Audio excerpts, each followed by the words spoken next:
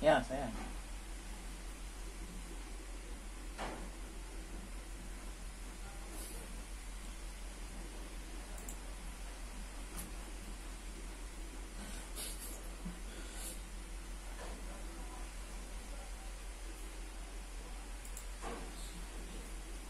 Baik, Bang Budi, terima kasih. Saya boleh share screen dari sini, Bang?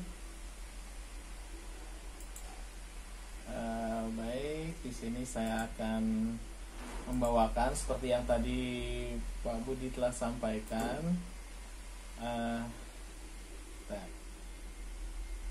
nama saya gede, ada gedenya sebetulnya, tapi entah kenapa nggak ditulis di undangan itu ya.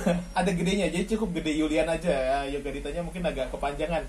Mohon maaf ya Bang Budi, tadi agak belibet bacanya.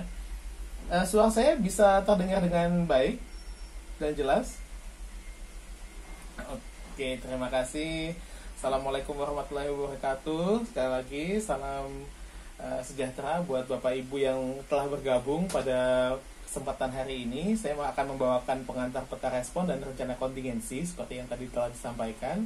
Ini outline-nya apa, daftar isinya apa, yaitu jenis-jenis rencana penanggulangan bencana, rencana kontingensi, perbedaan peta risiko dan peta respon, dan proses menyusun peta respon. Saya yakin juga seperti tadi Bu Ina telah sampaikan juga, dan Pak Kapus juga telah sampaikan, Bapak Ibu yang telah bergabung pada pagi hari ini sudah memiliki kapasitas yang mumpuni untuk menyusun ini. Cuma mungkin kita akan ingatkan saja, kami dari UGM memang sering sekali berkesempatan untuk membantu Kementerian Kesehatan. Jadi ini tugas fungsi akademisi juga. Saya harapkan setelah acara ini juga Bapak Ibu bisa memetakan potensi di kabupaten dan provinsinya masing-masing. Ternyata bisa loh akademisi juga bahu-membahu dengan dinas kesehatan provinsi maupun kabupaten untuk menyusun rencana kontingensi dan sampai merespon bencana. Nah, salah satu contohnya seperti kami ini dari UGM. Nah, kita masuk ke materi. Yang pertama itu jenis-jenis rencana pengawalan bencana. Di sini kita bisa lihat ada beberapa rencana di sini, tapi Bapak Ibu tidak usah khawatir. Sekali lagi ini hanya mengingatkan saja. Memang di sini kelihatan ada 5 rencana, tapi sebetulnya backbone-nya itu satu saja, yaitu rencana penanggulangan bencana. Kalau sudah itu ada, itu menyusun rencana mitigasi, kontingensi, operasi, dan rehabilitasi rekonstruksi itu akan sangat mudah sekali karena sudah punya dasarnya, dasar pedoman. Dan saya yakin juga mungkin ada beberapa atau mungkin bahkan semua dari dinas kesehatan yang bergabung pada pagi hari ini sudah punya minimal bayangan menyusun apa di sana. Karena nanti selanjutnya ada analisa risiko, kemudian bagaimana analisa risiko ini di-convert atau diubah menjadi rencana penanggulangan bencana. Nah, pada saat tanggap darurat ada yang namanya kaji cepat kesehatan atau rapid health assessment. Itu semua ada di Permenkes nomor 75 tahun 2019 milik Kementerian Kesehatan. Nah, ini bisa dikonversi menjadi rencana operasi. Jadi rencana operasi awalnya dari rencana kontingensi yang kejadian beneran kemudian ditambah dengan kaji cepat kesehatan seperti itu. Ini alat-alat dan kebutuhannya semua sudah ada di Permenkes. Nah, kemudian perbedaannya apa sifat dan rencana tadi? Ya, yang pertama rencana pengelolaan bencana itu komprehensif, meliputi seluruh tahapan dan untuk semua level. Kemudian di rencana mitigasi, rencana kontingensi, dan rencana operasi itu mulai spesifik, terutama di hazard-hazard tertentu ya. Nah, selanjutnya rencana aksi rehabilitasi dan rekonstruksi adalah bagaimana mengembalikan dampak bencana itu menjadi sesuai normal kembali. Nah, bagaimana proses transisinya, apa saja yang dibutuhkan, seperti itu flow-nya. Jadi memang backbone-nya adalah rencana penanggulangan bencana itu. Kemudian rencana mitigasi, kontingensi, dan operasi itu spesifik terhadap hazard tertentu berdasarkan skenario menghadapi bencana tertentu. Nah, ini perbedaannya. Karena kita akan mulai masuk fokus ke dua rencana ini, rencana kontingensi dan juga rencana operasi. Kapan direncanakan? Yaitu ada potensi bencana untuk rencana kontingensi. Kemudian rencana operasi pada saat terjadinya bencana atau pada saat simulasi, ya kan? Pada saat simulasi kita juga membuat rencana operasi yang seolah-olah diskenariokan sama jika terjadi bencana tersebut. Nah, sifat rencananya, kalau rencana kontingensi itu cukup spesifik dan terukur, sementara rencana operasi itu sangat-sangat spesifik. Seperti yang tadi Pak Budi juga sampaikan, Pak Kapus sampaikan. Jadi pada saat kami diterjunkan ke lapangan, kami tidak melakukan pelayanan kesehatan. Dari UGM ini membantu bagaimana operasional dari klaster kesehatan yang tadi sudah dijelaskan oleh Bu Ina. Jadi pada saat bencana, bagaimana Dinas Kesehatan itu membuat rencana operasi berdasarkan RHA itu perlu ada bantuan tenaga juga. Kalau sendiri mungkin agak kesusahan. Jadi karena kondisinya panik dan chaos. Mungkin yang dari NTT ini kemarin baru saja merasakan juga bagaimana paniknya merasakan terjadinya bencana. Jadi kalau yang rencana kontingensi itu satu ancaman proyeksi sesuai dengan analisis risiko. Nah, sementara rencana operasi itu ancaman yang terjadi, dan pihak-pihak juga kadang yang terlibat dengan yang sungguh-sungguh terlibat itu berbeda.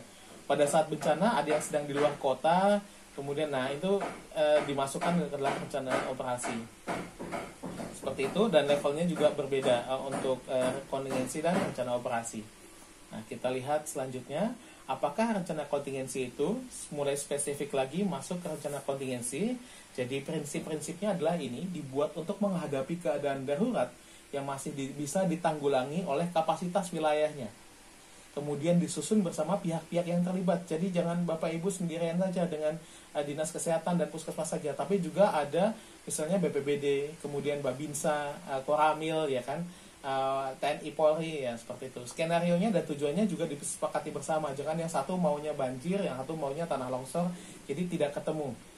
Nah, kemudian menentukan peran dan tugas setiap pihak yang terkait itu harus ada detail siapa melakukan apa, di mana, bila mana, dan bagaimana. 5W 1H. Nah, ini format penyusunannya. Jadi ini semacam daftar isinya dari rencana kontingensi yang telah disampaikan oleh yang sudah diatur oleh Kementerian Kesehatan. Ini juga ada pedomannya. Jadi kita akan lebih fokus lagi di rencana respon atau di peta respons. Nah, bedanya apa sih? Kemudian mungkin nanti Bapak Ibu akan ketemu dengan teman-teman dari BPBD atau TNI Polri. Bedanya peta risiko dan peta respon itu apa? Kalau peta risiko dengan peta respon, ini secara matriks itu adanya di sini. Peta risiko ada sebelum bencana terjadi dan peta respon ada setelah bencana terjadi atau simulasi dalam tanda kutip seperti itu ya. Jadi ada hazard, vulnerability, capacity. Sementara peta respon akan ditambah dengan alur-alur dan juga kontaknya. Nah, secara administratif adanya di sini. Kalau dari teman-teman BPBD atau BNPB itu mengacu ke peraturan kepala BNPB atau Perka BNPB nomor 2 tahun 2012. Di situ ada definisinya. Peta risiko bencana adalah gambaran tingkat risiko bencana suatu daerah secara spasial atau geografis dan non spasial atau direka-reka saja berdasarkan kajian risiko. Jadi memang setelah ini akan ada kajian risiko atau analisis risiko. Ini penting sekali untuk membuat sebuah peta risiko. Nah, kita bisa lihat si tikus ini tadi yang tadi telah disampaikan oleh Ibu Ina, bagaimana dia mau mengambil keju, tapi dia melihat risikonya apa sih, kapasitas saya seperti apa, kemudian hazardnya itu apa. Mohon maaf, ini ada sedikit pembangunan di tetangga sebelah, jadi agak ribut ya. Tapi semoga tidak mengurangi esensi dari materi yang saya sampaikan. Nah, ini contoh peta risiko bencana. Ini dapatnya dari mana? Sebetulnya ini dari sini. Jadi tahun 2015 WHO Indonesia itu pernah mencoba memfasilitasi pusat krisis kesehatan membuat peta risiko. Peta risikonya seperti ini. Ini untuk Kota Palu. Bencananya bencana gempa bumi. Nah, jadi kalau kita lihat di sini, hazardnya apa? Hazardnya gempa bumi. Warnanya apa? Warnanya hijau, kuning, oranye. Jadi itu tingkat, misalnya kalau terjadi gempa bumi di Palu, yang hijau ini tidak terdampak, yang kuning ini terdampak sebagian, dan yang oranye ini akan terdampak, impact-nya itu sangat tinggi. Vulnerability atau kerentanan. Nah, ini ada yang diarsir tebal, ada yang tipis. Yang tebal itu tandanya ada populasi manusia di sini. Jadi itu salah satu komponennya juga ada hazard, vulnerability, dan capacity. Capacity-nya apa?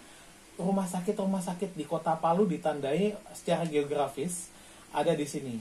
Di sini ada rumah sakit, kemudian yang palang hijau ini ada puskesmas, ini Puskesmas Sanggurara misalnya. Nah, jadi kita bisa lihat, oh kalau kerentanannya seperti ini, kapasitasnya ada di sini, dan ini hazardnya tinggi, jadi perlu ditambah kapasitas lagi atau seperti apa.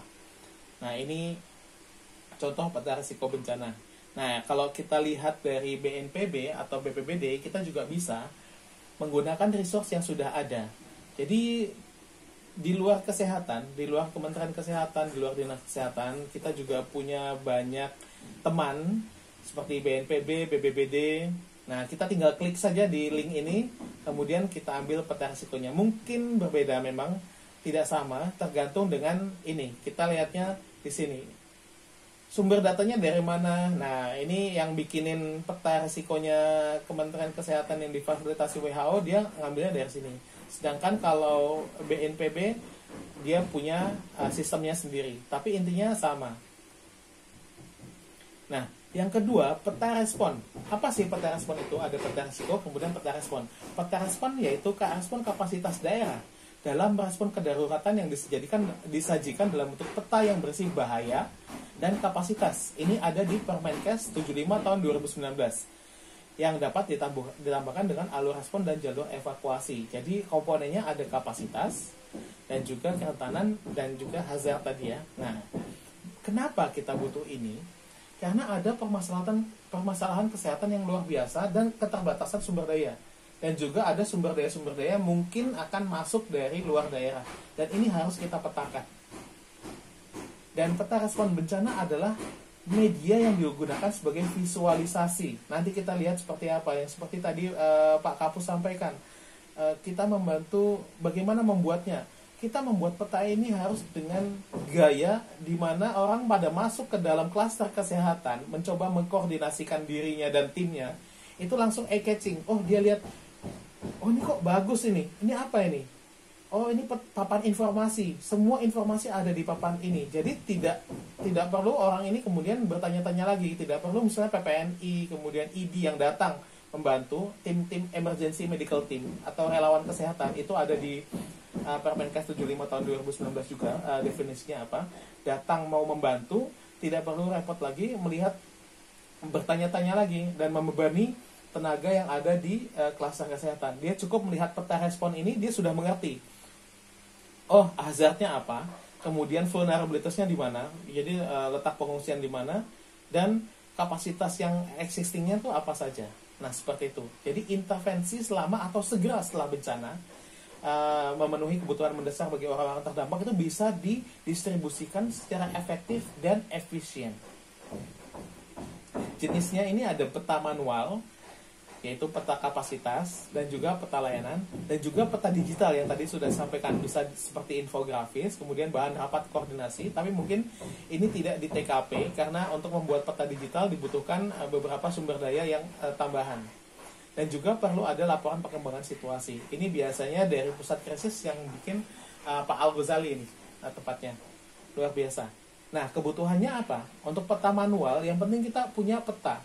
Atau kalau tidak ada peta, kita bisa gambar pakai kertas dan spidol seperti itu. Itulah kenapa kita penting sekali memiliki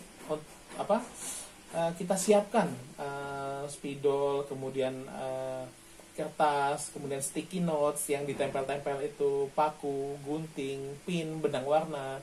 Nah, itu penting untuk kita siapkan di Dinas Kesehatan. Jadi sewaktu-waktu terjadi bencana di daerah wilayah kerja kita dengan mudah membuat peta respon. Seperti itu Bapak Ibu. Sementara untuk peta digital kita menggunakan laptop dan LCD. Tentu saja di dalam laptopnya sudah ada petanya ya. Nah, ini prosesnya menyusun peta respon. Mohon saya diberitahu ya kalau misalnya suara saya tidak terlalu jelas atau terlalu cepat atau ada yang mau diinterupsi. Jadi ini proses menyusun peta respon. Ada skenarionya. Ada skenario misalnya identifikasi bencana yang terjadi, dampak permasalahan kesehatannya. Ini tentu saja kalau skenario itu kalau ada simulasi. Nah, tapi kalau misalnya terjadi beneran, kita sudah tahu informasi-informasi dasar dari bencana yang terjadi. Kemudian kita plotting, kita transfer informasi itu ke dalam peta. Jadi hazardnya apa? Yang terdampak tsunami di mana? Yang terdampak banjir di mana? Seperti itu. wilayah pemukiman apa yang di sana, kemudian infrastruktur apa saja yang terdampak di sana, dan ditentukan respon. Ini informasi ini dapatnya dari mana? Dapatnya dari Rapid Health Assessment atau kaji cepat kesehatan yang ada lagi di Permenkes 75 tahun 2019. Saya mengingatkan kembali. Nah, jadi di dalam peta respon ini ada peta bahayanya apa, di mana, kapan, dampak kesehatannya seperti apa, itu sudah ada di komponen Rapid Health Assessment di kaji cepat kesehatan. Kemudian siapa, di mana, ada berapa, dan juga mungkin ada kelompok rentannya itu apa saja, baik fisik maupun jiwa, dan kapasitasnya. Siapa saja, di mana, kemampuannya apa, kemampuannya ini kemudian nanti akan ditanyakan kompetensinya seperti apa, dan membawa sarana dan prasarana apa, dan bagaimana ditambahkan, alurnya seperti apa. Dan ini sebaiknya disusun dalam dokumen tertulis rencana kontingensi. Inilah penting buat Bapak Ibu untuk memiliki rencana kontingensi bencana yang paling sering terjadi atau yang paling prioritas di kabupaten Bapak Ibu.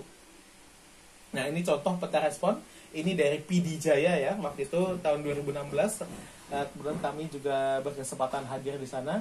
Daerah yang terdampaknya tuh di sini. Bisa kita lihat ya Bapak Ibu. Kemudian jalan rusak berat ini hazardnya dulu, kita lihat hazardnya dulu apa, gempa bumi. Kemudian ini ada puskesmas non rawat inap, yang hijau ini puskesmas rawat inap, dan ada rumah sakit. Ini rumah sakit di PD Jaya yang kena gempanya ada di sini. Kemudian ada 4 vaskes yang terdampak rusak berat oleh gempa. Ini hazardnya. Kerentanannya apa? Nah, ini kerentanan, ini sudah peta digital. Mungkin ini agak susah ya kalau pada saat bencananya akut gitu ya, atau sudden onset disaster. Jadi bencana akut itu kayak gempa bumi, kemudian angin puting beliung, yang kira-kira cepat-cepat dia ini berdampak. Tapi kalau banjir,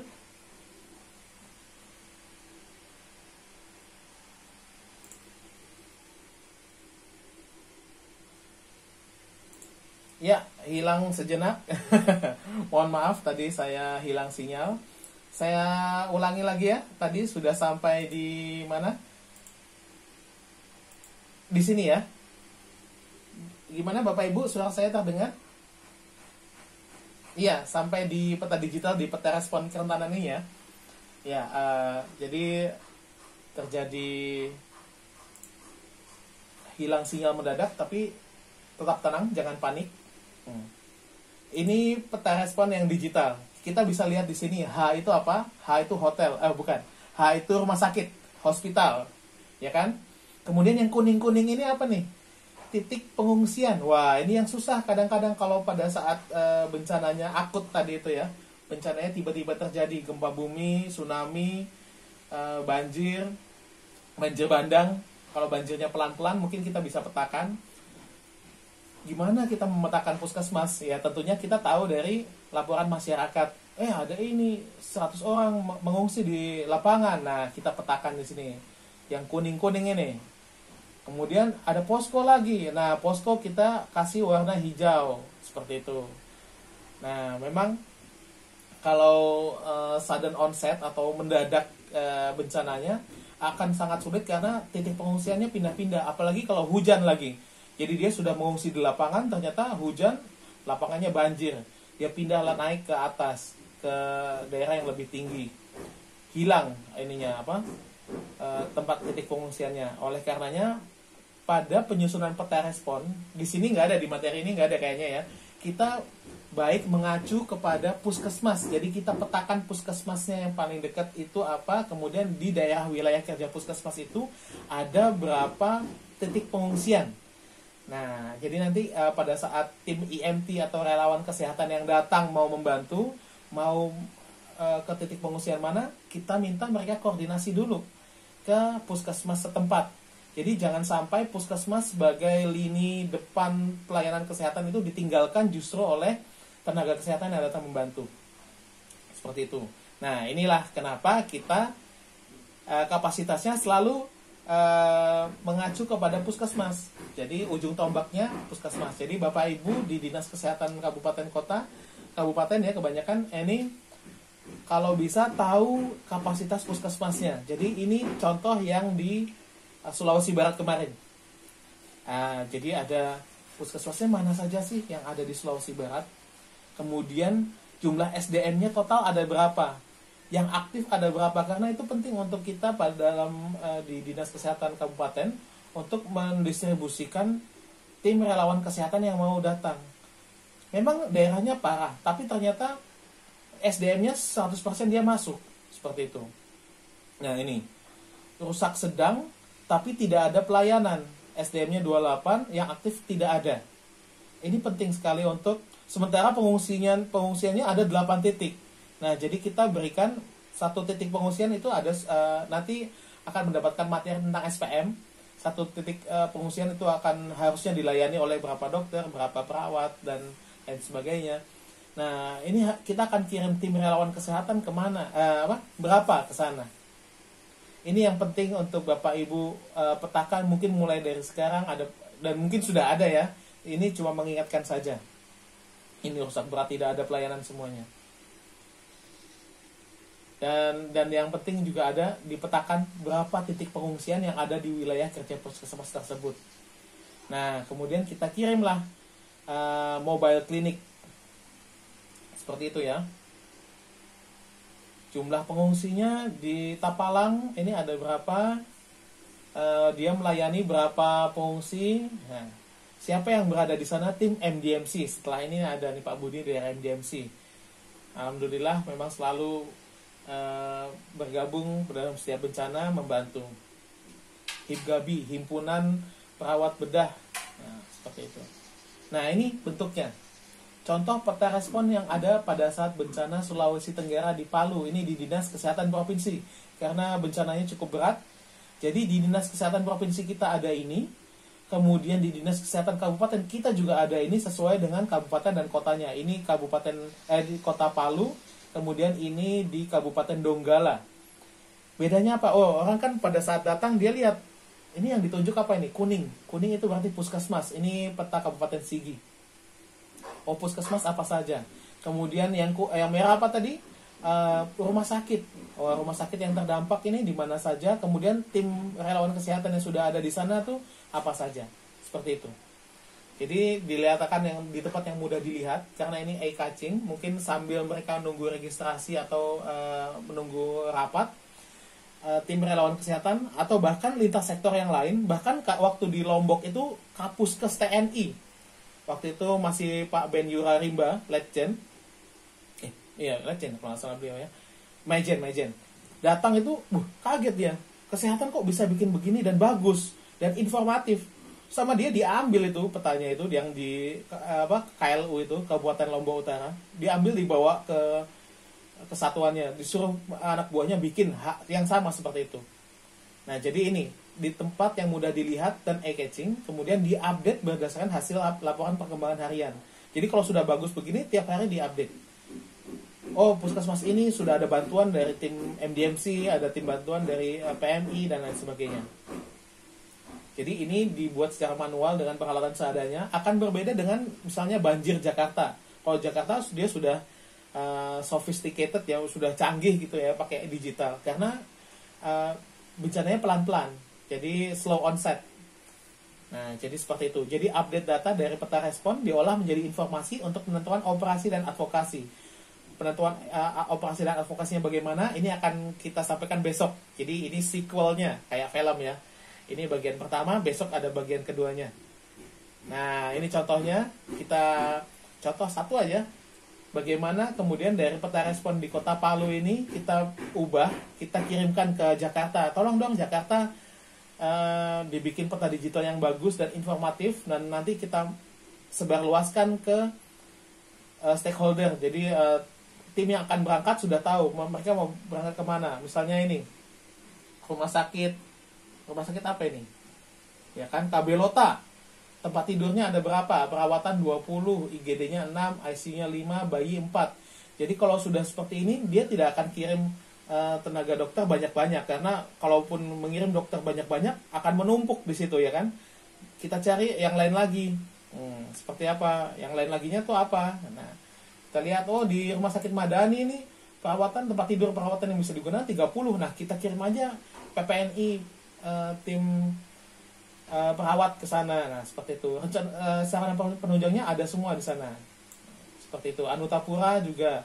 Ini bahkan lebih banyak lagi, perawatan 300. Jadi tim dari Universitas Hasanuddin langsung dikirim ke sana. Seperti itu. Jadi inilah pentingnya kenapa peta respon ini bisa berdampak pada saat rencana operasi. Seperti itu Bapak Ibu, terima kasih atas perhatiannya. Mungkin nah ini saya bisa dikontak di sini, ada emailnya dan juga ada nomor teleponnya. Nomor teleponnya ini bisa WA, alhamdulillah saya nggak gaptek ya. Jadi saya selesaikan. Terima kasih atas perhatiannya. Assalamualaikum warahmatullahi wabarakatuh. Saya kembalikan ke Bang Budi. Jangan lupa bintang 5 ya di ini. Kayak Gojek.